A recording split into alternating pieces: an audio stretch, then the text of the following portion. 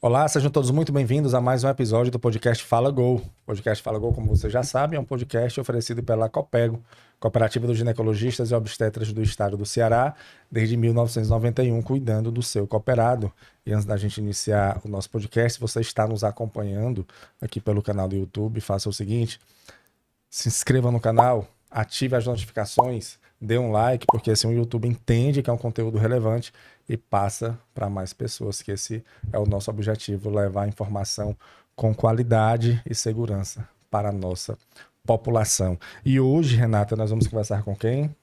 Com a psicóloga Ingrid Moreira, falando sobre Janeiro Branco. Ingrid, tudo bom, Ingrid? Tudo bem, um prazer enorme estar aqui. A gente fica muito feliz com a sua participação, tá certo? Falar sobre um assunto tão interessante, né? Tão bacana.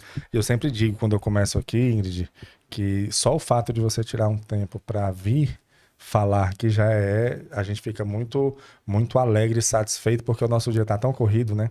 Eu acho que nunca na história desse país as pessoas estão tão ocupadas, né? Estiveram tão ocupadas com tantas coisas para fazer.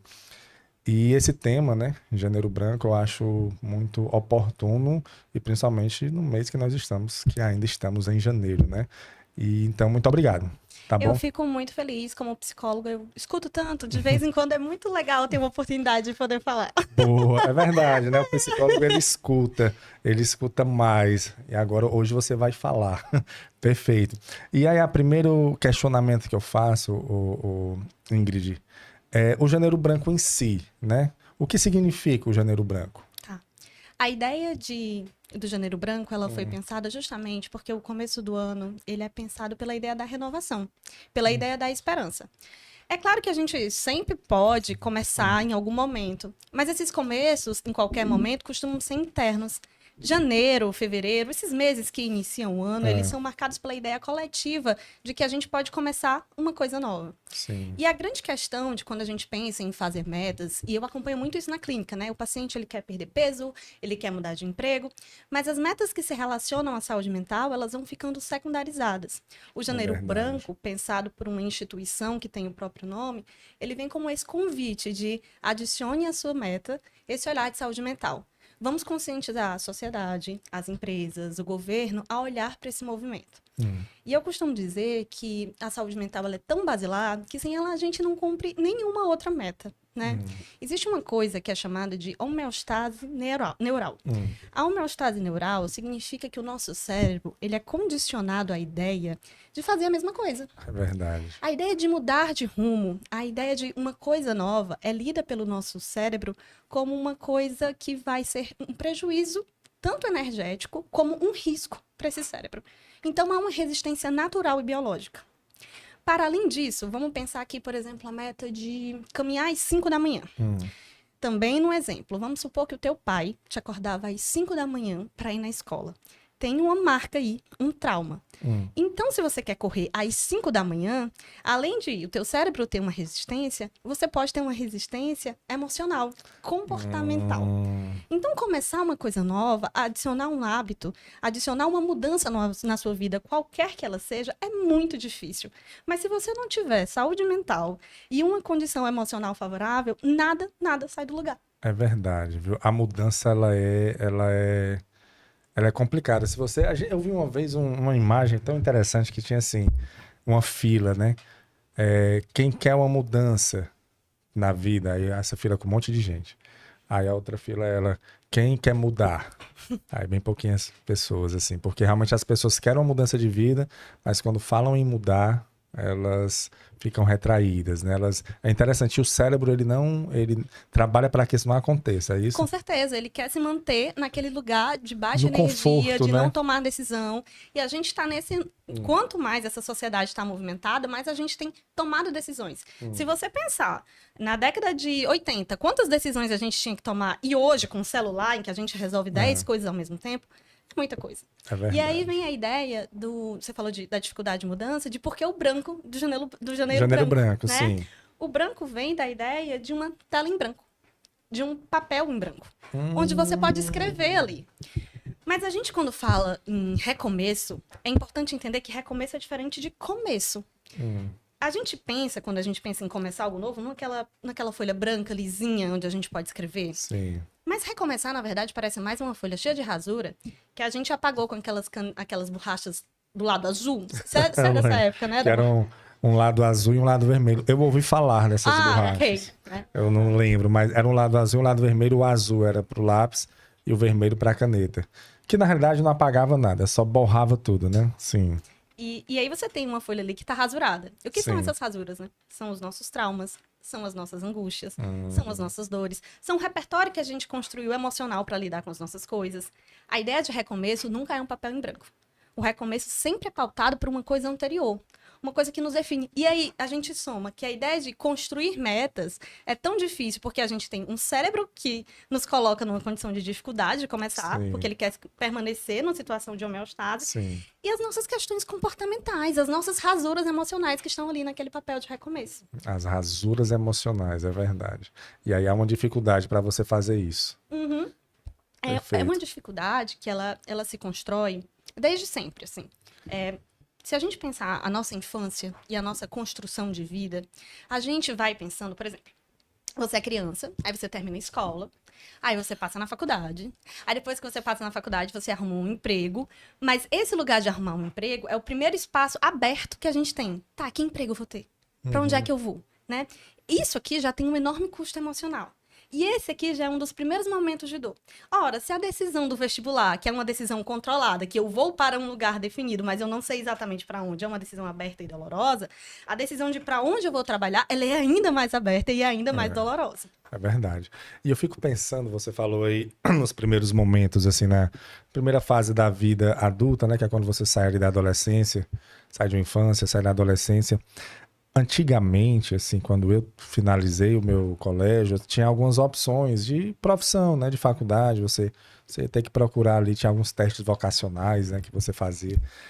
E aí, só que hoje eu vejo um leque de opções muito maior para as pessoas, para os adolescentes, até pela facilidade de informação que eles estão tendo, né? Ali no celular eles conseguem se informar.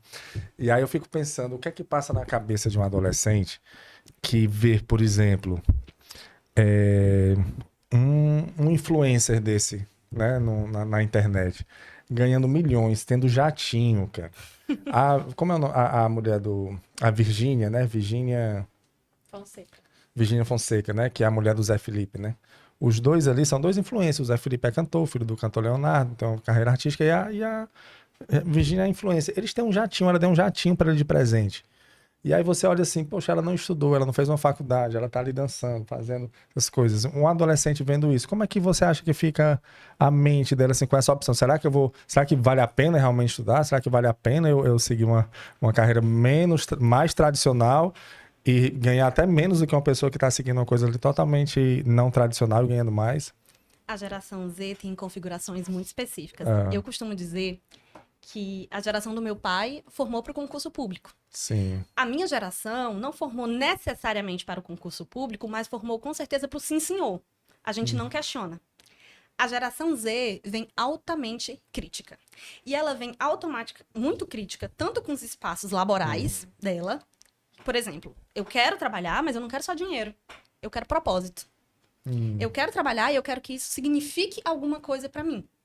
E aí, esse significar pode ser eu produzir um conteúdo para a internet, pode ser eu ganhar milhões nesse movimento, mas pode ser eu construir alguma coisa que realmente faça sentido. Em contrapartida, essa geração Z, ela é muito crítica consigo. A gente tem essa geração muito mais paralisada do que todas as outras. Então, eu vejo muito essa grandeza do mundo, eu sou muito crítico a essa grandeza do mundo, mas eu tô muito parado. Né? Eu costumo dizer que o trabalho como esse lugar central de saúde mental, porque assim, é importante dizer que a saúde mental, assim, vamos aqui constituir o que é saúde. Boa. A saúde, quando a gente pensa saúde de maneira integral, a gente tem a saúde bio, psico, social. É uma saúde biológica, é uma saúde mental e é uma saúde social, certo? Boa. Dentro da ideia de saúde social e de saúde mental, a gente tem o trabalho, certo? O trabalho hoje é um lugar absolutamente adoecedor.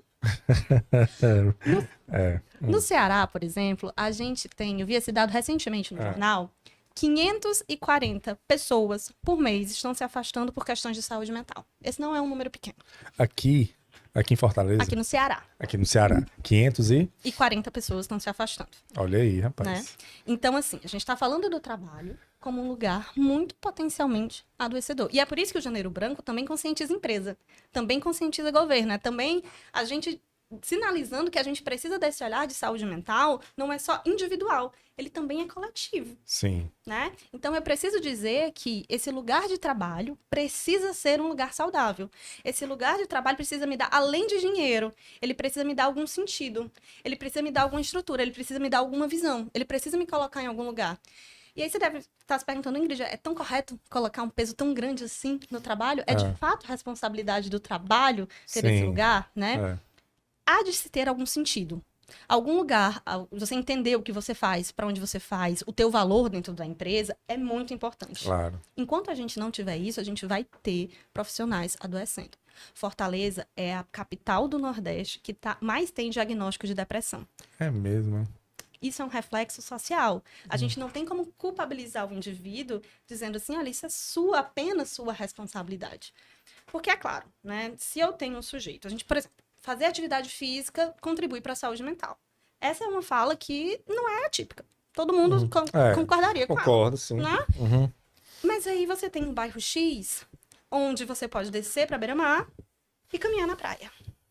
E você tem um bairro Y, onde você não pode ir na pracinha, porque ela sofre de uma violência urbana muito alta e é impossível que eu faça essa prática. Você pode até correr, mas é dos ladrões, né? Assim, você faz um exercício de alguma forma, mas o incentivo é diferente, né? Eu tenho um impacto social na saúde mental desse sujeito, né? Quando eu tenho, por exemplo, um lugar com condições de trabalho insalubre, eu tenho um impacto na vida social desse sujeito. Porque a saúde mental, ela tem uma definição mais complexa, mas nada mais é do que o modo que a gente é no mundo. É como eu alinho, sintonizo as minhas emoções, os meus pensamentos e os meus comportamentos. Sim. É o modo como eu lido com as coisas, né? Então, por exemplo, se eu tenho a possibilidade de fazer uma atividade física, muito provavelmente meus níveis de estresse estão menores e eu não brigo no trânsito. Mas para fazer uma atividade física, seria mais simples que eu, por exemplo, tivesse um espaço para isso. É claro, eu não estou dizendo que o social é o único fator. Até porque eu sou psicóloga. Eu estudo uma ciência que prova a mudança dos sujeitos. Senão, não seria psicóloga. Né? Então, não dá para dizer que em determinado contexto não há nenhuma mudança. A gente aceita o que a gente brinca de síndrome Gabriela. Eu nasci assim, eu cresci assim e vou morrer assim. Vou morrer assim, sim. Então, há uma mudança do sujeito. Algumas mudanças, a depender desse contexto, são mais fáceis. Outras mudanças são um pouquinho mais difíceis, né? Alguns sujeitos têm que lidar com mais sofrimento ao longo da vida. Alguns sujeitos com menos sofrimento ao longo da vida. E é importante dizer que quando a gente está falando de saúde mental, a gente não está falando só de sofrimento. A gente não está falando só de transtorno.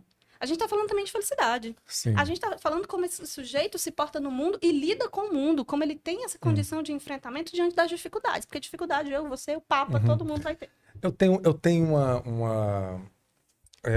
um cuidado comigo de não ficar romantizando o passado, sabe? A gente tem essa mania de, no passado, na minha época, não era desse jeito, na minha época era melhor, na minha época. E toda época tem os seus percalços, tem os seus problemas. Mas eu nasci em uma geração onde a tecnologia ela não estava tão acelerada. E agora eu vivo em um mundo onde a tecnologia está muito acelerada. Então, assim, eu tenho vamos dizer, o privilégio de ter vivido dois mundos, né? A minha geração, acho que é a última geração que conseguiu viver isso. O pessoal que nasceu na década de 80, 90, conseguem ainda ter esse discernimento, que não era assim. O mundo ele não era assim. E eu observo que hoje, por exemplo, eu peguei uma época, eu comecei a minha vida profissional em um período onde não tinha WhatsApp, onde não tinha rede social, onde não tinha celular. O celular que tinha era aquele para ligação mesmo, né? Aquele bem grandão. Era o 6120 da tijolão, né? Que o pessoal chama. Era modernidade na época. E eu percebo hoje que... E antigamente, quando eu parava de trabalhar, saía do ambiente de trabalho, eu parava de trabalhar. O trabalho, ele acabava. Eu peguei essa época. Hoje, você sai do trabalho, mas você carrega o trabalho ali no bolso, né? Então, você divide no seu lar também trabalho, porque você está aqui, você olha uma mensagem, você vai responder assistindo televisão. Ou seja, você faz um lazer e trabalha ao mesmo tempo. Hoje é uma sociedade que faz isso. Você sai, você vai se divertir, não, deixa eu só responder um negócio aqui bem rápido, e aí acaba que você vive isso. Paralelo a isso, eu venho observando isso, até porque eu já vi alguns dados e conversando com alguns profissionais que vieram aqui no podcast, e agora com você, que está aumentando o número de depressão. Você falou que em Fortaleza é a capital da depressão, né? Do Nordeste, né? Com maior depressão. Então, você acha que tem alguma coisa está atrelada a isso? A esse avanço? Eu vi um dado que diz que nos últimos 50 anos houve uma evolução tecnológica maior do que nos últimos 500. Você imagina isso aí, um impacto para a mente da pessoa? Você acha que isso impacta de alguma forma na nossa vida? Eu acho que o desenho mais perfeito para isso é o pós-pandemia. Porque a gente fala que depois da pandemia tudo mudou, mas na verdade depois da pandemia tudo piorou em termos de saúde mental. Ah, tá bom? Sim. É verdade. Hoje, com o trabalho invadindo a nossa casa, principalmente pós-modelo pandemia, onde a gente de fato levou o nosso trabalho para a nossa casa, a gente tem sujeitos muito mais cansados. Sujeitos que, por exemplo, levam o celular para o banheiro para trabalhar. Para trabalhar, né, cara? Burnout é uma palavra inglesa que todo mundo sabe. É verdade.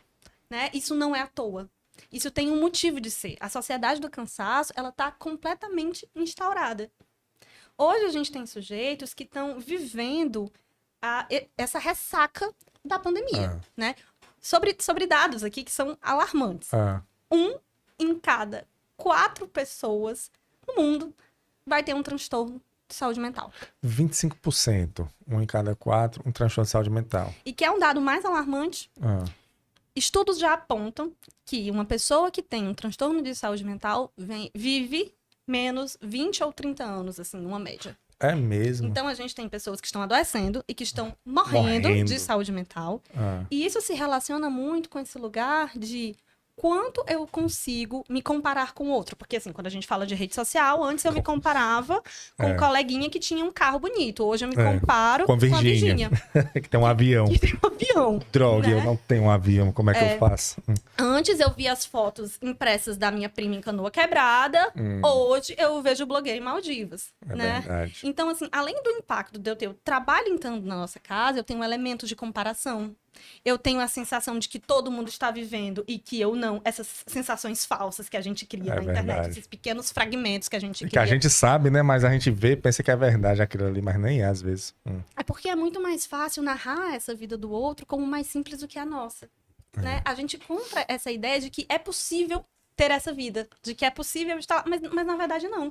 Na verdade, há muito sofrimento também nessas vidas que não são mostrados. Né? Então, com certeza, esse aumento de tela... ele altera, inclusive, como nós estamos lidando, como o nosso cérebro está reagindo às coisas. Por exemplo, a coisa de você colocar tudo no vezes 2. Você fica impaciente numa conversa. O vezes 2 é quando você está ouvindo um áudio, né? É verdade. Olha, a terapia são 50 minutos de uma interação entre 2 sujeitos sem tela. Onde você está 50 minutos, eu estou presente com você, você está presente comigo. Esse é um exercício super difícil com adolescentes. Porque eles estão muito... eles não passaram por esse processo que a gente viveu, essa vida. A gente ainda teve uma vida assim. Né? Mas hoje é muito difícil conceber a gente sem esse lugar, sem essa extensão de nós, que é o celular. E o celular, ele traz junto com ele uma série de coisas, que às vezes a gente perde de viver coisas de fato no presente, e a presentificação é uma coisa muito relevante para a saúde mental. Está aqui, no agora, para ficar no celular. A gente está terceirizando a vida, né? Você está terceirizando... E eu digo, já comentei até com a Renata sobre isso, que eu gosto de fazer o podcast aqui porque é um momento onde você está lá, né? A gente está conversando aqui, a gente está aqui, né? O pessoal que está na produção pode até pegar o celular ali de vez em quando, mas a gente não. A gente tem que conversar, a gente tem que se olhar, a gente tem que interagir. E depois que sai daqui, é difícil fazer isso novamente, sabe? Não é estranho isso? Porque normalmente, quando você vai conversar, mesmo que seja saindo com um grupo de amigos para se divertir, alguém vai estar ali no celular, você vai estar olhando, vão tirar uma foto e olha, não, essa aqui não deu certo. Você divide a atenção com um aparelho que chegou ali para realmente ele aproxima as pessoas de uma certa forma, aproxima quem está longe, mas afasta quem está perto. É muito estranho. Eu vi uma palestra, era um vídeo de uma palestra que eu achei interessante. O rapaz, ele pegava o celular. Ele falava assim, ele pegou o celular dele e ficou falando com o celular na mão. Com o celular na mão. E depois ele pediu para tirarem o celular de perto dele. Ele disse que quando ele está com o celular na mão falando com as pessoas, inconscientemente as pessoas acham que ele não está dando a atenção a elas que elas merecem. Por quê? Porque ele está ali, é como se estivesse aguardando alguma coisa no celular. Mesmo que ele não esteja falando no celular. Mas é como se ele estivesse aguardando alguma coisa. Então, ele orienta que as pessoas vão jantar, não é botar o celular no bolso, é tirar de algum canto, assim, não ficar visível, não é botar na mesa e não olhar, não, é ficar perto do celular para você ver o impacto que esse aparelho está dando na vida das pessoas. E aí entra, assim, um questionamento, assim, se a gente precisa, porque a gente sabe que faz mal. Eu já observei que quando você vê muito, por exemplo, esses reels, esses vídeos curtos de Instagram, de YouTube, você vai perdendo a sua concentração, né? Porque é uma dopamina muito rápida ali que vai jogando para você. Em prazer momentâneo, né? Aquela coisa assim muito, muito rápida. Você fica vendo o superficial da vida. E quando você pega para ler um livro inteiro, você tem uma dificuldade de conseguir finalizar, porque você está muito acostumado. Então, assim, acaba que as pessoas sabem disso. E tem gente que diz assim, eu tenho que me desintoxicar das redes sociais, né? Eu vejo muitas pessoas falando isso, não vou desinstalar aqui meu Instagram para me desintoxicar. Ou seja, meu Deus, a pessoa está sabendo que isso não está fazendo bem. E como é que a gente faz então? Tem uma coisa assim, ouvir essa conversa, você colocar isso em xeque, me faz muito feliz pela profissão que eu escolhi para mim, porque eu passo horas absolutamente desconectada. Em alta. Mas eu acho importante a gente fazer uma definição, porque quando a gente está falando de celular, predominantemente, né, falando de diversão de reels, de cortes de 30 segundos, onde a gente tem uma mensagem inteira e olha lá, a gente está falando de prazer. Sim. Certo? E a gente precisa fazer uma diferença entre o que é prazer e o que é felicidade, porque são coisas diferentes. Prazer é tudo aquilo que eu posso gerar em mim ou no outro, ativamente. Então, se eu for, por exemplo, num shopping e comprar uma bolsa pra mim, eu controlei aquela ação. Eu posso me gerar isso. Mas prazer tem uma característica que ele é momentâneo, que ele é efêmero, ele é intenso. Assim, eu posso dar pulinhos de prazer, mas de felicidade não. Porque a felicidade se aproxima muito mais da leitura de um livro. A ideia de que você vai construindo, de que você vai devagar, de que você vai mastigando. O prazer, ele se coloca nesse lugar temporário. Mas o que acontece numa vida em que eu estou condicionado o tempo todo a uma relação de prazer? Como é que eu me mantenho, por exemplo, numa relação que ter relações saudáveis é um índice muito interessante para a saúde mental, se toda relação que eu tiver vai me causar um lugar de desprazer? Porque toda relação precisa ter conflitos para ser uma relação estável, né? E quando eu tô falando de conflito, eu não tô falando de um sofrimento, eu tô falando de conflito, de eu discordo de você, você discorda de mim, a gente faz um alinhamento, senão a gente não tá construindo uma relação, Sim. né? A gente tá num lugar esquizofrênico e solitário. É verdade. Né? Sim. Então, assim, como é que eu me construo numa vida onde eu estou acreditando que tudo precisa ser rápido, precisa ser prazeroso? A gente vê, por exemplo, relações amorosas em que as pessoas não conseguem sair daquele primeiro momento de encontro e de frenesia inicial. Isso tem configurado a maneira como, por exemplo, a gente se relaciona. E essa escolha de como você conduz a sua rede social, de como você conduz o seu celular, é uma escolha muito difícil de abrir mão desse lugar. Porque muitas vezes o trabalho tá lá, porque muitas vezes a vida tá lá. A sensação de desamparo quando o seu celular é tirado de você porque você perdeu, porque ele tira... É violenta. Você perdeu o seu banco, você perdeu o seu relacionamento, você perdeu o seu prazer. Pegar suas fotos. E aí se perguntar assim, o quanto a gente coloca tudo em nós em uma única coisa. O quão saudável é? Porque se eu te digo assim, tudo que eu tenho está no meu relacionamento. Você diz, poxa, esse relacionamento é tóxico. Não tem pra onde ir. Mas quando a gente diz, tudo que eu tenho tá no celular, isso foi facilmente normalizado. A gente colocou num objeto que pode ser facilmente tirado de nós, muito da nossa energia de que nós somos. Verdade. Eu vi um documentário no Netflix até, que é sobre esses vapes, né? Esses cigarros eletrônicos. E ele explicando do JUS, que é um que fez sucesso lá nos Estados Unidos, que depois teve um problema grande. E eles falaram assim, quando eles começaram a criar o JUS, eles queriam que as pessoas diminuíssem o fato de fumar, né? Trocar uma coisa que não é saudável para uma coisa mais saudável, que na cabeça deles era. E depois de um desenrolar do documentário, você vai vendo que não era bem assim.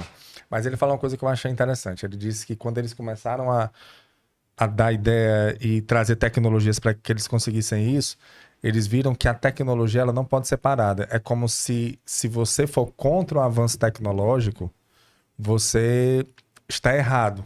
Você tem que avançar a todo custo. Não existe um freio. Como se a tecnologia fosse boa. Assim, a gente cresceu vendo esse mundo. Mas se você não adere a isso, você é arcaico. E eles falaram lá que começaram será que a tecnologia realmente ela tem que estar com esse avanço todo, tem que ter essa valorização toda? Será que não tem que dar um freio, não? E eu faço uma comparação, falando até de cigarro, eu já falei isso aqui, que na época que lançaram o cigarro, ele não tinha filtro. O cigarro na indústria, em larga escala, ele vinha sem filtro. As pessoas começaram a morrer, e aí usando sem filtro, e aí lá para a década de 40, 50, começaram a colocar o filtro no cigarro. Ou seja, na época que foi lançado, as pessoas estavam usando porque era legal.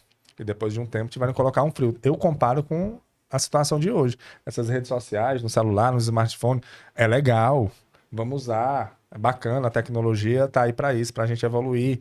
Mas será que não vai ter que ter um filtro futuramente? Porque eu conversei aqui, eu vejo isso do dia a dia mesmo. Eu conversei com uma psicóloga aqui também, falando sobre suicídio no Setembro Amarelo. E ela fala um dado que eu lembro até hoje, eu repito, às vezes eu converso com outras pessoas e eu falo isso que me impactou muito, que o índice de suicídios em adolescentes aumentou 49 poucos por 50% de suicídios com adolescentes. A cada 40 segundos, alguém comete suicídio. Olha aí. E sabe o que é muito curioso? Setembro Amarelo é muito contextualizado. Todo mundo sabe o que é o Setembro Amarelo, eu não preciso te explicar. E o Setembro Amarelo é prevenção de doença. O que a gente está falando aqui, que é o Janeiro Branco, é promoção de saúde. A gente tem o Janeiro Branco para evitar que a gente o chegue Setembro lá. Amarelo. Inclusive, o janeiro vem antes do setembro, Exatamente. né? No ano, justamente para isso. A ideia de que, por exemplo, e é muito curioso isso. Os dados, a gente falou assim, que aqui no Ceará a gente tem índices de diagnóstico de depressão que é o maior do Nordeste. E sabe o que é pior? Esse dado, ele ainda é pouco. Porque as pessoas só dizem que elas estão com depressão, quando a depressão delas já tá lá em cima. Ninguém sabe, quando ela chega no consultório da clínica, porque tem um estigma muito grande, a gente acha que não chega na gente. A gente acha que o adoecimento mental é aquela mulher que a gente viu na TV que tem 16 personalidades. Sabe? A gente não acredita que, por exemplo, minha vida estável, ali, tá tudo tranquilo, eu amo meu marido, eu tenho os meus filhos. Como assim isso chegou em mim? Como pode? Mas todos nós estamos à deriva nesse lugar. Chama transtorno psicológico porque é um transtorno. Ele vem inesperadamente e causa um dano na vida daquela pessoa. Ninguém questiona, por exemplo, se você me diz que tá com um problema cardíaco. Eu vou dizer, nossa, que pena que isso já te aconteceu contigo. Mas com a doença mental, a gente tem um estigma de que a gente causou aquilo na gente. Ainda, né? que não é uma coisa séria, né? Que você pode cuidar. E como é que a gente faz, Ingrid? Assim, primeiro, para não ter. Vamos para 2 momentos, assim, para a gente não chegar nesse ponto de deixar a nossa mente tão frágil ao ponto de ser acometido por uma depressão, uma ansiedade, uma síndrome que me paralise. Porque eu acho que você ter um dia que você tá triste, eu acho que é normal. Né? Assim, você não tá tão bem hoje. Mas aí, os outros dias você tá bem. Né? Porque eu vejo até, por exemplo, a natureza. Tem dia que tá nublado, tem dia que tá fazendo sol. Então, acho que vai ter dias que vai ficar oscilando. Eu acho que a preocupação é quando o nublado passa muito tempo. Né? Quando a tristeza, aquela sensação de não conseguir se movimentar, de não conseguir sair da cama, isso dura mais tempo, você não consegue lidar. Como é que a gente faz para não chegar nesse ponto? Vamos pensar em saúde mental como um banco? Certo. Se eu tiro o tempo todo desse lugar e não reponho, uma hora essa conta fica negativa. Então, quais são as coisas que eu posso fazer pela minha saúde mental? Eu tenho técnicas autocontemplativas, essa que eu largo o celular e tenho uma conexão com a minha espiritualidade, que eu faço uma meditação, que eu tenho um momento comigo.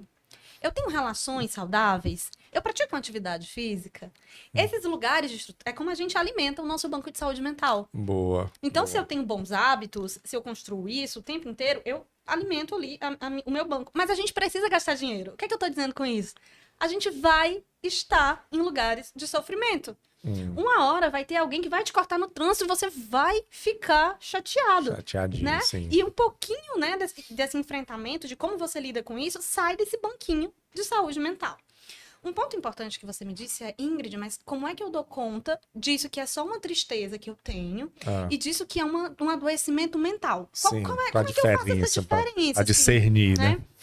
Quando a gente fala de cuidar da saúde mental, a gente não está falando só de cuidar de transtorno, né? Vamos pensar aqui um cenário em que você viveu uma vida muito difícil, você sofreu algumas violências na vida. Isso fez com que em determinadas situações você tenha reações mais explosivas. Isso não é depressão, isso não é ansiedade, só que do nada, todo mundo fala, é porque ele é muito explosivo, deixa ele. Se a gente consegue cuidar dessa etapa, a gente evita que isso evolua. E, de repente, essa explosão se torna uma dor muito maior que você já não consegue mais controlar. A grande questão do estigma social é que a gente não foi acostumado a fazer as leituras dos nossos pequenos ruídos. A gente tem pequenos ruídos o tempo inteiro, a gente tem coisas que angustiam o tempo inteiro. Qual é a dificuldade de conversar com um psicólogo e elaborar essas questões? Por que não elaborar essas questões antes que elas virem um grande monstro em nós? Porque a grande questão é que a gente, por causa desse grande estigma da saúde mental, a gente não trata o pequeno. A gente só trata quando a questão está muito grande. E uma coisa importante de dizer é que, sim, a cura, 80% dos casos de depressão tem remissão de sintoma, ou seja, as pessoas conseguem viver normalmente depois se elas se cuidarem. Não tem isso de, não vou procurar porque eu sou assim, eu sou uma pessoa depressiva. É possível mudar, né? desde que você procure ajuda. E eu acho que essa é a fala muito importante aqui de hoje, né? Que você pode olhar para a sua saúde mental e cuidar dela e promover uma grande mudança na tua vida. É o primeiro, acho que é o primeiro passo é você reconhecer, né? Tem aquela expressão que é bem clichê do alcoólatra, né? Que você tem, o primeiro passo é você reconhecer que você é alcoólatra, né? Que há um alcoolismo ali. E eu acho que nesse ponto é isso, eu acho que se você reconhecer isso, que isso não é normal, que dor não é normal, né? Se eu sofro, na realidade a dor pode até em alguns momentos acontecer, mas que o sofrimento demorado, ele não é normal, não é para. E eu observo muito, eu fico observando as pessoas e, por exemplo, quando a gente chegou aqui, eu cheguei, opa, tudo bem? Eu falei, como é que você tá? Tudo bem, né? A gente sempre pergunta como é que o outro tá, né? Você tá tudo bem com você? Você tá tudo bem com você? E dificilmente a gente para e pergunta como é que a gente tá, né? O tudo bem já é impositivo. Sim, tá tudo bem com você? E a gente não se pergunta como é que eu tô, né? Como é que eu tô? Tô bem?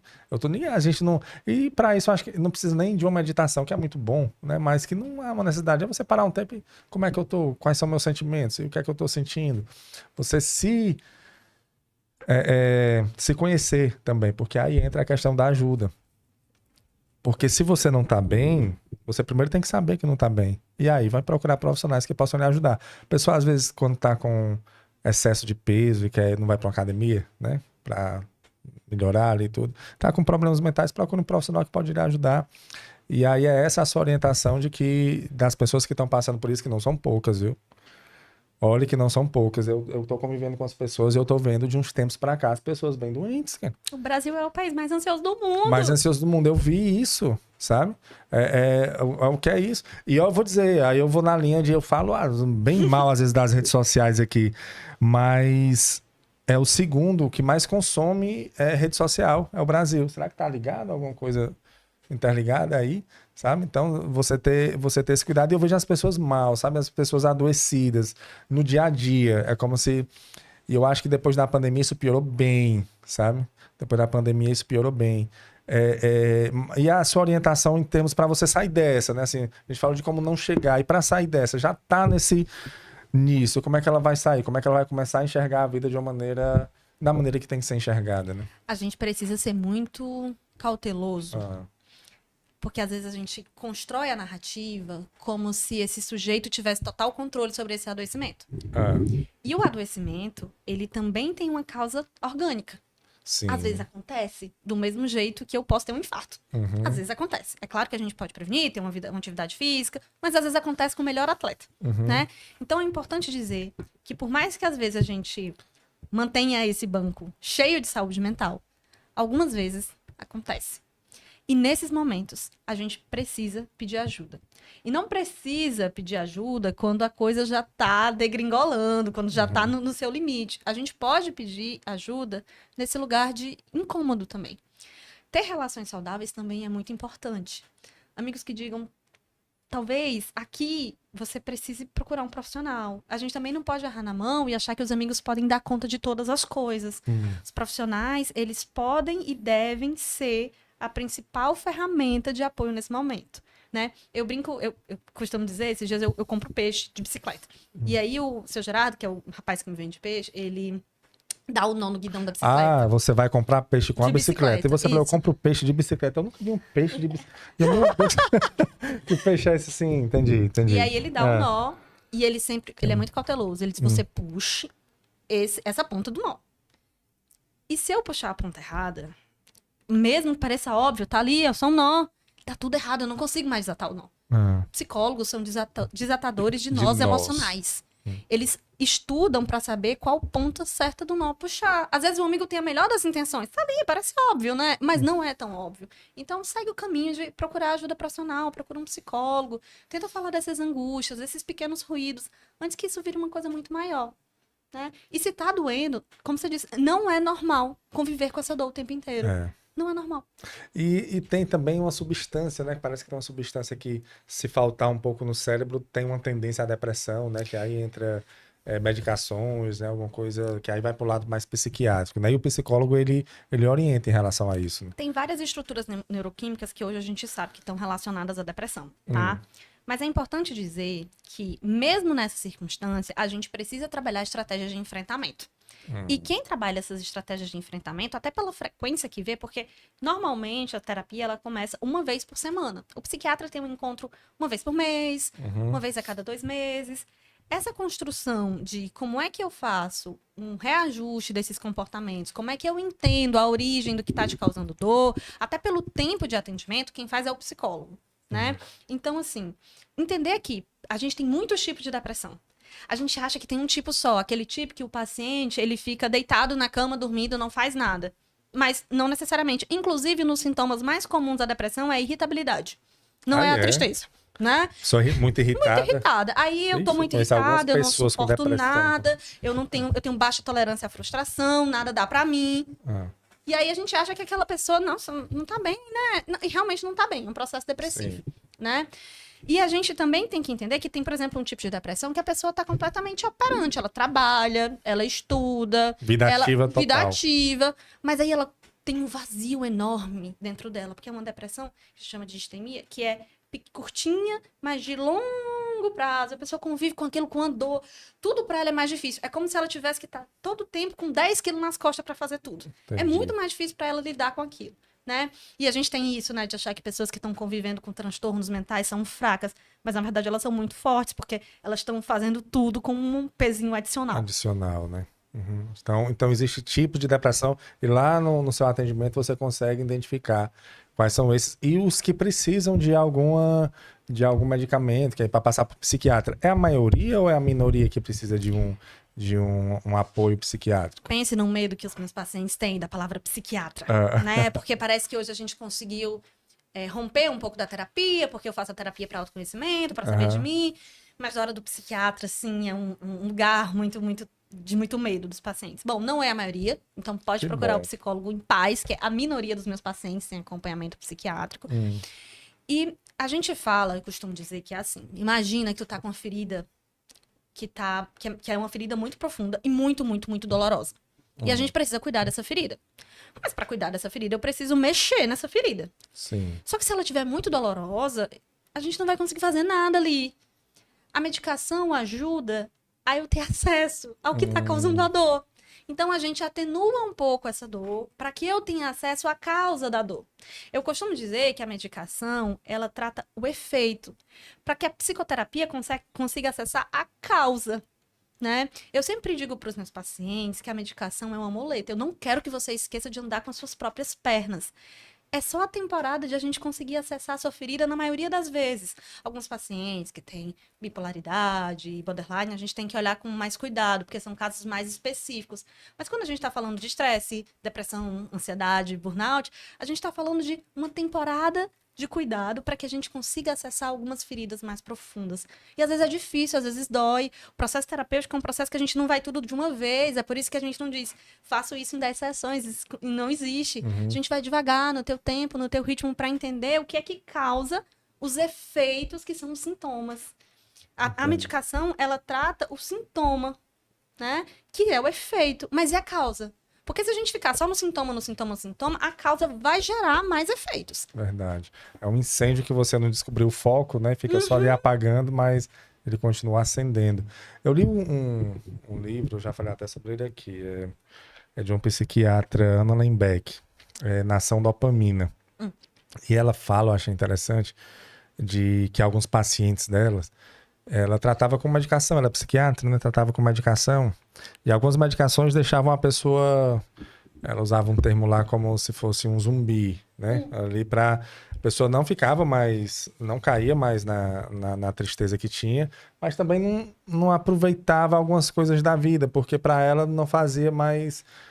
não tinha tanta diferença. E ela recebeu alguns pacientes dizendo que queria parar, porque ela falou, doutor, eu preciso me frustrar, eu tô com saudade de sentir alguma coisa ali naquele momento, porque eu não sinto nem o... Tá certo que eu não sinto mais tristeza, mas não tô conseguindo mais sentir prazer também, então eu quero alguma coisa.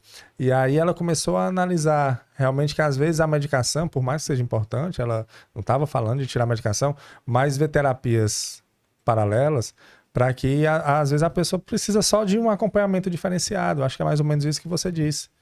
E é muito curioso, porque recentemente eu estava atendendo uma paciente que a gente conseguiu viver esse processo de ela entrou na medicação para que a gente conseguisse acessar essa ferida passa por um processo de cura, a gente tira a medicação. E, bom, eu não sou mais a mesma do ano passado. Eu mudei. Você certamente também mudou desde o ano passado para cá. A gente vai vivendo mudanças. Vamos envelhecendo, né? Fiquei um pouco mais velho do ano passado para cá. Sim. Essa paciente também mudou. Mas no período dessa mudança, ela não era capaz de reconhecer ela mesma, porque o modo que ela sentia, o modo como ela enfrentava as condições do mundo, estavam maquiadas pela medicação. Isso. Né? Então eu fui mudando, mas eu fui me adaptando comigo mesma.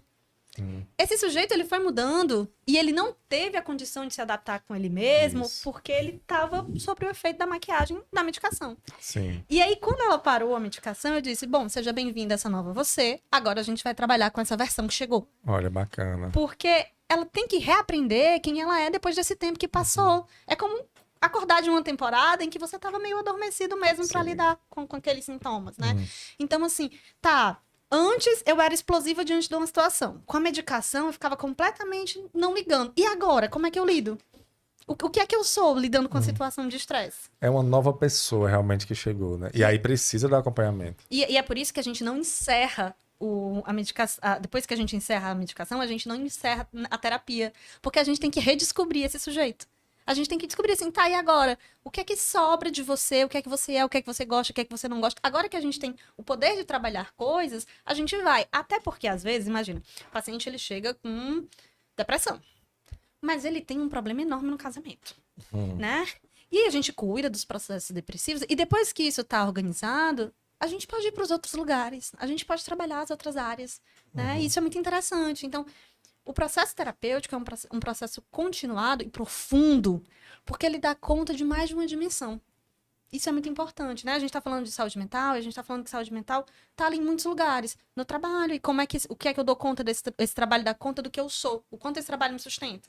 No meu relacionamento, do quanto esse relacionamento me sustenta, né? Do meu filho, o quanto o meu filho é importante para quem eu sou. E aí, dimensionar e entender como é que eu estou no mundo nessas relações é saúde mental. A terapia é constantemente um revisitar de como eu estou lidando comigo, com as minhas relações, e o aprofundamento e o melhoramento delas. Boa.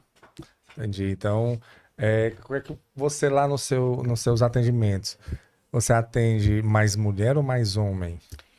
Eu sou muito privilegiada. Eu tenho cerca de 15% dos pacientes homens. 15% só. E eu sou privilegiada. Eu tenho, Privilegiada em no termos sentido de quê? ter muitos pacientes homens. Muitos pacientes homens, é É, verdade. Então, isso. 85% são mulheres. As mulheres, curiosamente, né? Falando de dados pós-pandemia, a gente tem mulheres muito mais afetadas com todos esses transtornos de saúde mental. E esse grupo é o grupo que procura mais ajuda. né? Hoje, a gente tem uma pequena mudança do cuidado do homem consigo. E a gente pode ver isso, assim, clínica de endocrinologia. Um monte de homem indo lá para se cuidar, né? De tudo mais. Cabelo, por exemplo, é uma coisa que o homem já tá olhando com mais cuidado. Mas antigamente, qualquer coisa desse jeito não pertencia ao universo masculino. O lugar de cuidado não pertencia ao universo masculino, né? Hoje a gente está tendo acesso a esse lugar e a gente está vivendo desmistificações. E os homens têm procurado terapia, mas é realmente a minoria. Realmente a minoria. Então, mas assim, então as mulheres, você tá vendo que tem um aumento de procura. Você acha que elas estão sofrendo mais? A gente conversou aqui com algumas pessoas, conversou com um psicólogo aqui falando de autoestima feminina. E ela falou que, e eu concordo com isso, que ela disse que o lugar que a mulher tá hoje de esposa, de mãe, de filha, de Uma mulher de acadêmica, sucesso profissional. de sucesso profissional, tem que estar bem com o seu corpo, né? Tem que ser, é como se a mulher tivesse que tem que estar bem em tudo, e aí chega um momento que ela não aguenta. E aí é isso que está acontecendo mesmo? Sim, a mulher ocupa muitos lugares, primários e secundários, né? Porque existe a economia do cuidado, que é aquela economia que, por mais que eu tenha um parceiro que eu divida as atividades em casa, muitas vezes, na maior parte das vezes, a mulher tá na dinâmica de amparar tudo aquilo, né? Por mais que as atividades sejam divididas, existe uma carga mental muito maior, né? Tem também esse lugar de reafirmação profissional, né? Eu sinto... A minha profissão é uma profissão do cuidado e eu tenho muito espaço nela. Tenho muita sorte de ter uma profissão onde predominantemente a gente tem mulheres, né? Sim. Mas em outras profissões, as mulheres têm que trabalhar 2 vezes mais para ocupar o mesmo espaço. Isso gera uma sobrecarga. Porque além de trabalhar 2 vezes mais, eu tenho que chegar na minha casa e tenho que dar conta também dessa dinâmica primária e secundária, que é esse lugar da economia do cuidado. Então a mulher tem um potencial de mais adoecimento, muito porque a gente tem assumido muitos papéis ao mesmo tempo, sim. Muitos papéis ao mesmo tempo, essa é a realidade. Muitos papéis ao mesmo tempo. E eu acho que, na realidade, o homem também é porque ele não procura, sabia? Mas o índice de suicídio, acredito que seja maior em homens, ou não é? A gente tem um índice maior de suicídio em mulheres também. Em mulheres também? Tá aumentando? Tem. Mas, assim, o que acontece é que o homem é sempre mais surpreendente. Surpreendente como assim? Porque não se fala. Com a mulher, ela vai dando sinais ao longo do caminho. Ela conversou com a amiga dela, ela conversou com a mãe dela, né? O homem... Assim, eu li uma reportagem na BBC sobre no que é que se dão os agrupamentos, as amizades, né? As relações entre mulheres se dão na intimidade. Então, eu sou tua amiga, então eu te conto que a minha mãe tá doente. Eu te conto que eu tô triste. Eu te conto que eu briguei com meu namorado. Sim. As relações dos homens se dão a partir de interesse. Então, eu sou teu amigo porque tu torce pelo Corinthians e eu também. Ah, entendi. Né? E aí, as nossas relações ficam no lugar de superficialidade. E é muito curioso, né, que mulheres vivem luto nessas relações. Então, se eu tenho uma relação de intimidade com você, você mudou de cidade, poxa, que sofrimento, eu vivo um processo perdi a minha amiga. Homens facilmente fazem essa substituição. O próximo que gosta do Corinthians, a gente consegue adicionar aqui. Entendi. Né? Então, a própria configuração dessas relações é diferente e, portanto, abre espaço diferente para falar. Uma coisa muito importante para a saúde mental é ter relações saudáveis, relações onde você pode se abrir ativamente com seus amigos. Mas a verdade é que o homem não tem nem educação emocional, né? Pra fazer isso. O homem nem chora, né? Então, quem dirá falar de sentimentos? Então, a gente vem de um lugar de muita opressão masculina também. Mas eu acho que você não tá vendo que tá tendo uma mudança nisso, não? Os homens estão mais sentimentais.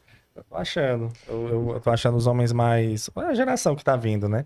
Estão mais sentimentais, eles estão... Essa questão de igualdade, né, entre homens e mulheres, uma luta que a mulher lutou, teve tanto, né, nesses anos, e conquistou, né, e vem conquistando, na dificuldade ali, na luta mesmo, vem conquistando, e acaba que o homem também, ele, que antes era o quê? O provedor, né, ia trabalhar, chegava em casa, já a mulher tinha cuidado da casa, tinha cuidado de tudo, Agora a mulher saiu para o mercado de trabalho também, então são os dois que tomam de conta da casa, os dois trazem dinheiro para casa. E aí chegam em casa, ele também divide as atividades, como você falou. Então, aumentou as atividades para a mulher e para o homem também. Também houve essa mudança. E aí eu acho que essa igualdade que vem tá trazendo uns homens mais sensíveis a isso, ou não? Eu estou vendo errado. Eu penso que a gente abriu para muitos espaços reflexivos, né? Essa geração Z, ela vem destruindo estruturas que a gente tem há muito tempo. A Z, só pra gente contextualizar, é de que ano a que ano, hein? A partir dos anos 2000. 2000 pra cá. Exato. Certo. E aí, essa geração é uma geração que conversa melhor. É uma geração que consegue dizer o que pensa e o que sente. Eu até falei que é a geração que chega no mercado de trabalho dizendo assim, eu não quero não, só quero se tiver propósito. Né? Eu vi um vídeo muito engraçado esses dias, que era assim, o meu chefe dizendo que eu tinha que chegar mais cedo. E aí a resposta da geração Z é, não, infelizmente eu não posso. Era isso, assim. Enquanto a minha geração dizia, então, né, mas será que eu não... A minha geração é a geração do sim, senhor, né? Sim. Essa geração, ela vem muito crítica e muito mais aberta para todos os diálogos e reflexões. Isso tem a afetação da internet. Sim. Muito forte. Porque hoje é muito mais fácil a gente encontrar um grupo que seja sincronizado com o que nós pensamos. Então, num lugar onde eu posso dizer o que eu penso, porque eu sou acolhida, eu digo mais. Então, eu tenho mais acolhida, eu consigo refletir mais do que eu sou. Né? Então, a internet também, a gente falou tão mal dela aqui, mas ela também pode ser muito positiva. Ela é boa, a gente fala mal dela aqui, mas ela traz muitas coisas boas. Eu falo mal dela com carinho. Inclusive, a terapia online, Sim. que vem através da internet, ajuda. Possibilita, por exemplo, que eu atenda pessoas que não teriam acesso à terapia se não fosse online. Por exemplo, estrangeiros que estão fora do Brasil. Porque não tem como falar do que você sente que não, assim, que não seja na sua língua. A gente é capaz de elaborar muito melhor na nossa língua. Por mais que você seja fluente na língua do país que você está, elaborar sobre o teu sentimento é preciso de um contexto quase de infância. Uma pessoa que, assim, um brasileiro que está morando em outro país. Isso deve ter um sofrimento grande, viu? Você atende também quem está lá fora? Sim, eu tenho Eles sofrem, né? Eu acho que todo mundo já, algum dia, em algum momento já pensou em morar fora, né? Eu acho que em algum momento alguém já pensou. E eu fui pesquisar uma vez você tocou no assunto, eu fui pesquisar uma vez os melhores países para morar, e tem Canadá, tem Dinamarca, tem Islândia, tem vários países. Eu fui pesquisar e quem mora lá. E todas as pessoas que moravam lá, elas relataram uma coisa que eu não tinha parado para pensar. Assim, olha, é muito difícil, a gente só entende quando chega aqui. Você está num país que não é seu. Por mais que as pessoas sejam educadas, por mais que aqui eu ando de madrugada, a porta da minha casa dorme aberta às vezes, eu não tenho insegurança, eu não tenho medo, que as coisas funcionam, a saúde funciona, tudo funciona. Há uma diferença realmente logística do que acontece no Brasil, mas eu não me sinto em casa. Incrível, né? E é uma sensação de estrangeirismo. Muito, quando a gente vai estudar a psicologia da migração, tem um sentimento que eu não me sinto mais pertencente ao país de origem. Sim. Mas eu também não me sinto mais pertencente lá. Está, né? Eu vivo numa zona cinzenta onde nenhum dos lugares parece o meu lugar. É muito solitário, mas eu tenho ganhos. Eu também tenho perdas. Como é que isso se estrutura? Então, essa sensação de não pertencimento é uma sensação que sempre vai acompanhar o migrante. E você atende, olha que bacana. Eles devem ter problemas mentais bem bacaninhas lá, né? A gente, na configuração dessa dor, a gente tem muito a sensação de não ter amigos com profundidade. Porque uma coisa é eu te dizer assim, cara, eu fui no aniversário do meu amigo e tocou Hilarie. Tu entendeu o que eu disse? Né? Eu ouvi falar já de Hilarie uma vez. Né? E aí... Nossa, essas conversas reveladoras de idade, né? Só se entregando. E aí isso traz uma conexão que você pode não ter muita coisa a ver comigo, mas a gente compactua de um mesmo lugar comum. É verdade. E aí, quando o brasileiro ele faz amigo fora, geralmente é um outro brasileiro. E muitas vezes é um brasileiro que ele não seria amigo se ele estivesse no Brasil. Ele é amigo pela identificação de ser brasileiro e entender dessas referências comuns que nos unem. É verdade, né? Porque é muito difícil A forma como a gente constrói a nossa singularidade tem muito a ver com o que a gente consome, com o social que a gente vive, onde a gente está, que tipo de educação a gente teve. E tudo isso é muito diferente de país para país, de contexto para contexto, né? Então, tem uma dificuldade com relações, muito importante.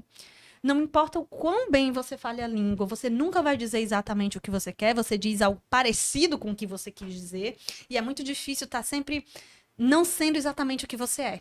Né? Porque assim, o nosso pensamento se estrutura na fala, mas o meu pensamento diz quem eu sou.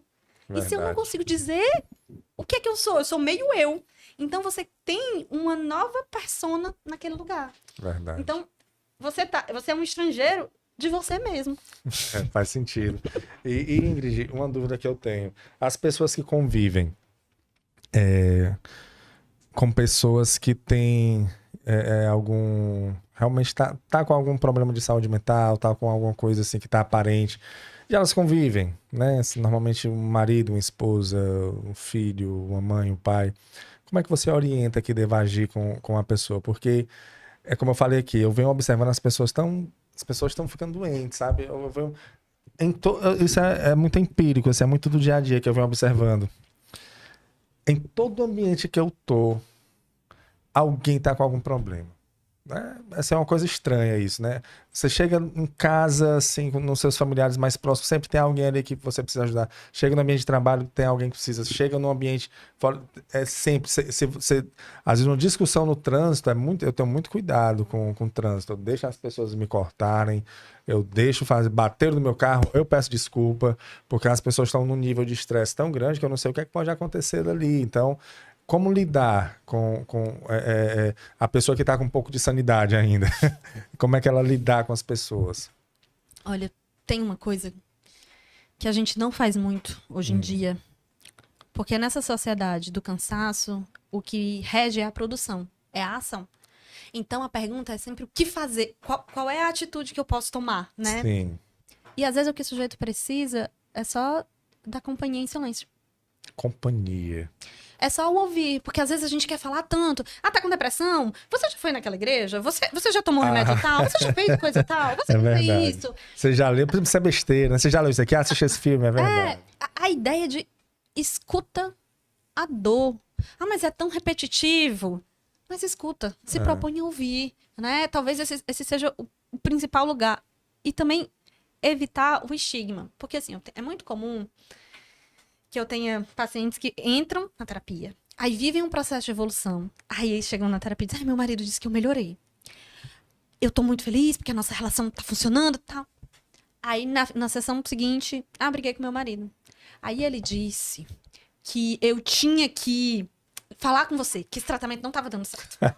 Né? Então, culpa é sua agora. Esse lugar de que vamos incentivar esse lugar de cuidado, porque leva um tempo. Se você pensar quanto tempo você levou adoecendo, é verdade. É necessário um tempo para esse lugar de cuidado. Não é uma ascensão.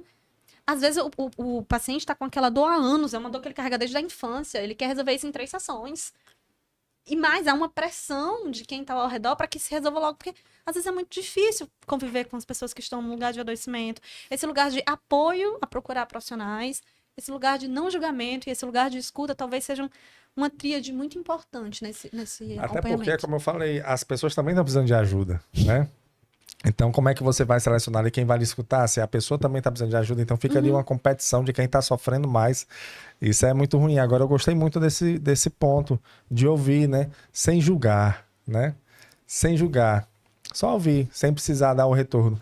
A gente ouviu uma palestra do Leandro Carnal, uma vez eu achei interessante, que ele disse que é uma competição de desgraça. Você chegar em casa... eu achei engraçado, que você chegar em casa e assim, eu tô com dor de cabeça. Aí a pessoa fala assim, mas a minha cabeça tá doendo mais. Né? Mas é porque a gente escuta... É uma competição. A gente escuta para responder, não para compreender. Se eu te escuto... E esse é um exercício muito bonito na clínica. Eu te escuto. O meu objetivo não é a resposta. O meu objetivo é que você se escute falando. Porque grande parte do processo curativo do paciente vem a partir do que ele se ouve falando. Na hora que ele dá conta do que ele falou, ele dá conta que ele precisa agir a partir do que ele falou. Entendi. Bacana, bacana. Então é isso. Você que está nos acompanhando aí, pessoal, tá com alguém que com essa situação, escute, né? Escute. Escute, senta aqui, como é que você chega e fala assim, como foi seu dia? Essa é bem clichê. Me conte como foi seu dia, como é que você pode abordar para você ajudar realmente a pessoa. Às vezes também a pessoa não quer falar. É, Né? Eu acho que esse movimento de escuta tem que partir da necessidade da fala do outro. Porque às vezes a pessoa quer entretenimento. Vamos sair? Às boa. vezes a pessoa, ela quer só um abraço. Eu acho que tem um passo importante. A escuta ela é muito importante quando o sujeito tem demanda de fala. Mas que tal perguntar: oi, você está vivendo um processo de crise? Como é que eu posso ajudar você? Uhum.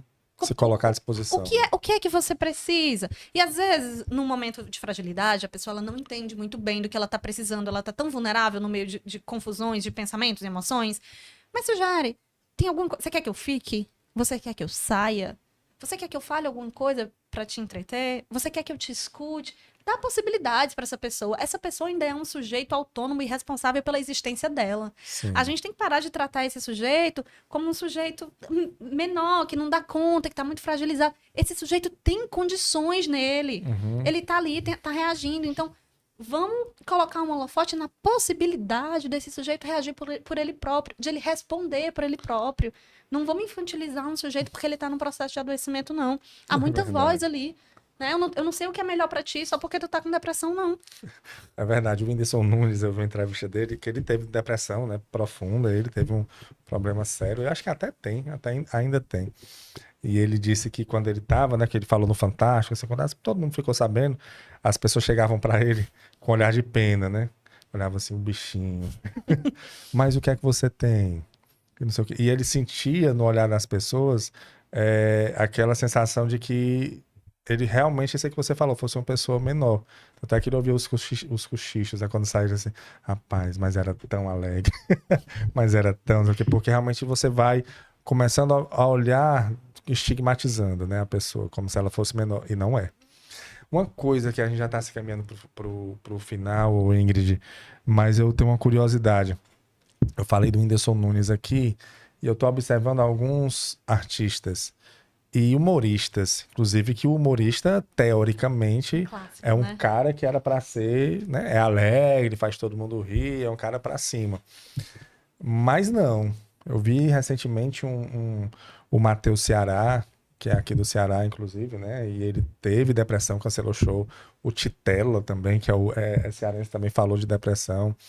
O caso que não é humorista, mas é artista, Wesley Safadão, né? Falou que estava com ansiedade, tava...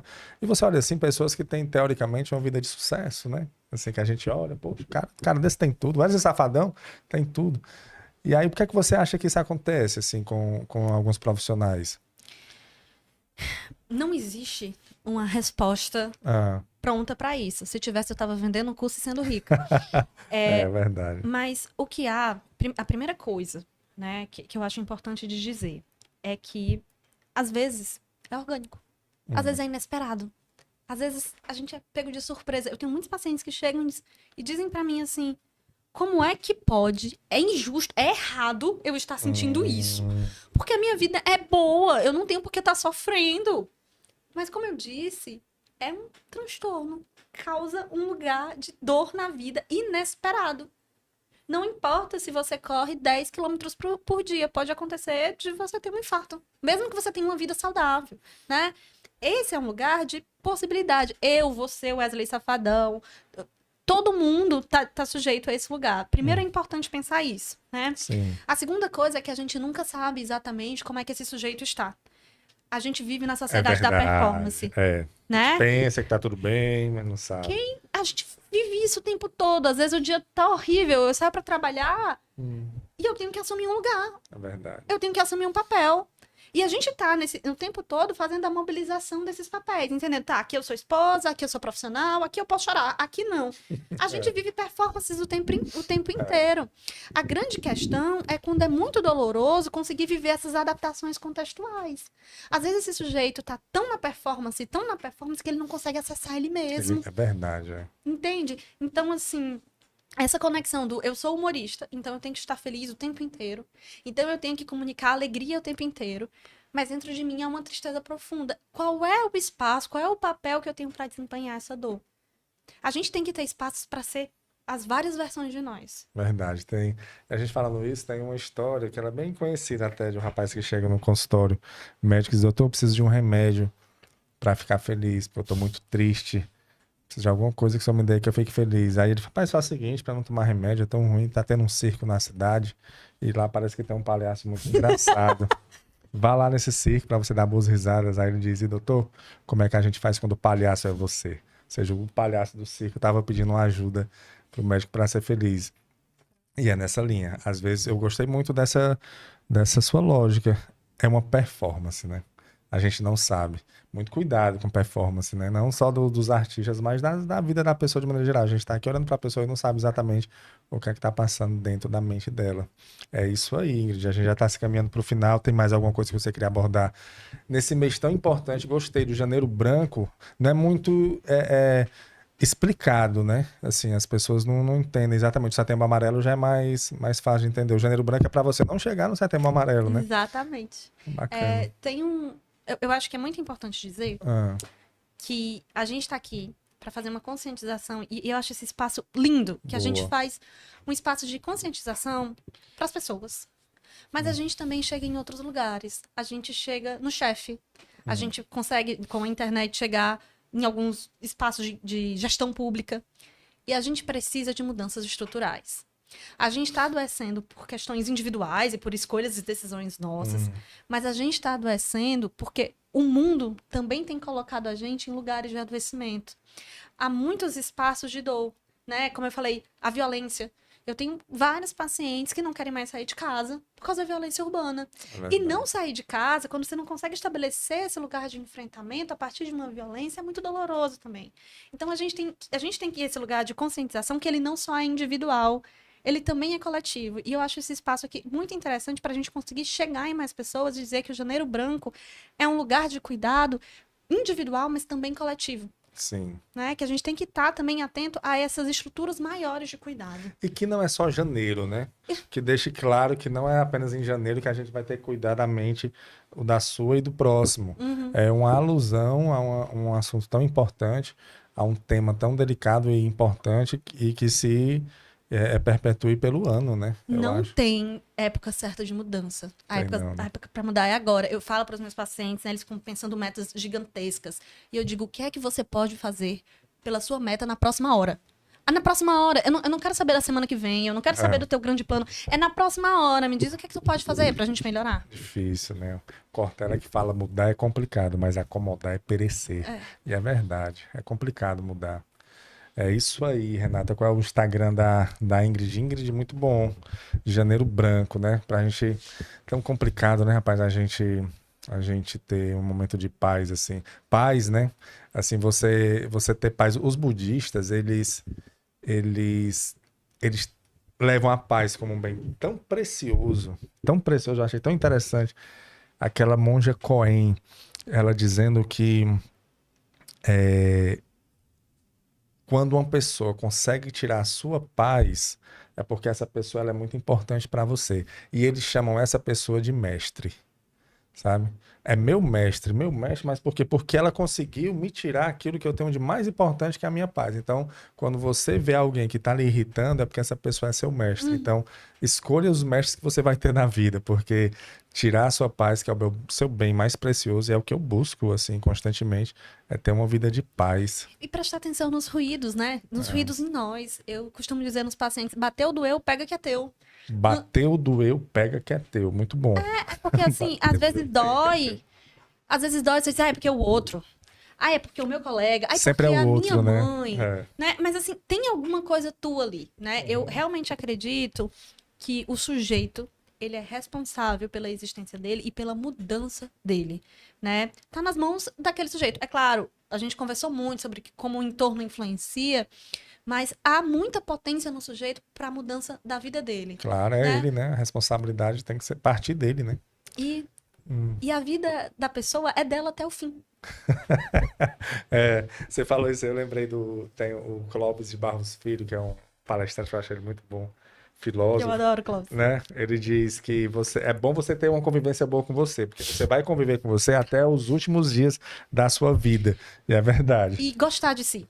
Porque talvez uma das coisas mais dolorosas de ouvir na clínica é que, junto com esse adoecimento social, a gente tem muitas pessoas não gostando do que elas são, do que elas estão se transformando. Eu acho que essa construção de saúde mental também tem que permear esse lugar. Eu tenho que gostar de mim para querer mudanças melhores para mim. É isso aí. Pois, Ingrid, vamos deixar aqui o seu Instagram. Qual é o Instagram, Renata, da Ingrid? Pronto, para acompanhar mais a Ingrid, é só segui-la no Instagram, Ingrid Moreira Pisse, não é isso? Pronto, perfeito. Ingrid Moreira. PSI, de psicóloga. Boa, a gente vai deixar aqui também. Pois, Ingrid, muito obrigado, viu? Eu que agradeço. Lá no Instagram eu costumo falar com leveza sobre psicologia. Eu pego um conteúdo de psicologia que às vezes é muito complexo Sim. e transformo nele numa psicologia que você consiga entender, que você consiga aplicar na sua vida, que consiga fazer uma diferença na tua vida. Boa. E tá aí o lado bom das redes sociais, né? É verdade. E tá aí o lado bom da tecnologia. Eu digo isso, eu já disse aqui várias vezes. Estou me repetindo aqui, mas é importante que as redes sociais, elas têm um papel muito, muito bom de comunicação, de aproximação das pessoas. E, assim, ela é muito bom quando você consegue usá-la. Você sabe usá-la. Agora, quando ela começa a usar você, aí é que a coisa começa a complicar. Quando você fica refém, quando ela lhe usa, quando ela lhe domina, aí é que o negócio começa a desandar. E não é bom. Eu venho acompanhando essa evolução das inteligências artificiais, né? Que está em moda hoje. É a moda de hoje, e acompanham também alguns robôs humanoides que as empresas aí no mundo todo estão fazendo. Mas é assustador. É assustador. A gente começou com essas redes sociais, agora as inteligências artificiais. Então aí, você juntar a inteligência artificial com esses robôs humanoides, você vai ter uma pessoa, que não vai ser uma pessoa. E aí eu digo sempre para as pessoas, olha, observem bem o mundo que vocês estão hoje, porque ele nunca mais vai existir. Esse mundo que a gente vive hoje, ele nunca mais vai existir. E eu ainda vou estar vivo aqui para ver isso, porque a inteligência artificial, como ela se evolui, ela mesma vai se evoluindo. A partir do momento que você vai perguntando coisas para ela, ela vai aprendendo e vai evoluindo. Ela não precisa mais de um ser humano. Ela vai evoluindo por si só. É rápido. E a angústia do ser humano de dar conta que ele não consegue evoluir em mesma velocidade, né? E quando eu falo dessa evolução, eu falo inclusive dessa maturação psicológica, neurológica, cerebral, para dar conta de todas essas coisas. A gente precisa entender que a gente levou muito tempo para chegar até aqui e levou muito tempo acomodando a ideia que nós chegamos até aqui, né? A ideia de... Eu vi um vídeo que fala que nós, millennials, nascidos na década de 90, quando a gente liga aqui a câmera para falar, a gente espera uns segundinhos, né? E essa geração nova já não espera, já vai. E esses segundos que a gente espera é porque a gente vem de uma tecnologia antiga que nos colocava no teste de esperar para ver se a internet estava funcionando. Então a gente carrega isso conosco e se livrar desse lugar que a gente já tinha, nosso cérebro tem uma tendência à homeostase, Sim, né? sim. É muito difícil. Então algumas coisas a gente não vai acessar tão bem. Vai não, eu não acho que o mundo futuro não vai ser um mundo muito agradável, não. Tô um pouco temeroso, porque as pessoas estão se afastando muito da essência e estão ficando muito dependentes da tecnologia. E a tecnologia está tomando forma própria, né? Como essas inteligências artificiais, que olha o que eu estou dizendo, se vocês pesquisarem um pouquinho, vocês vão se assustar. Eu estou me assustando. Dubladores estão aí entrando fazendo protestos aí, porque a inteligência artificial está tomando o lugar deles. Não precisa mais de uma pessoa para dublar um filme. O filme é dublado com a voz do ator na língua que você quiser. A inteligência artificial faz isso. Os atores vão começar a entrar também, porque a inteligência artificial está criando atores. Ainda está um pouco capenga, assim, ainda dá para... Não tá tão perfeito, mas daqui a um tempo vai ficar. Ela cria exatamente um personagem, não vai mais precisar de ator, sabe? Então o que vai diferenciar o ser humano é só aquilo que o ser humano tem, que é a originalidade. E se a gente esquecer disso, se a gente se afastar... E conexões, né? Eu vi uma pesquisa que tentou fazer uma interação terapêutica entre um robô e um humano. E há perdas dessa conexão, dessa relação empática. Porque a gente se abre melhor com o semelhante. Sim. Então, assim, há um lugar, que é esse lugar que você disse que é essencial e próprio, que ele não tem como ser artificializado. E as relações têm esse lugar.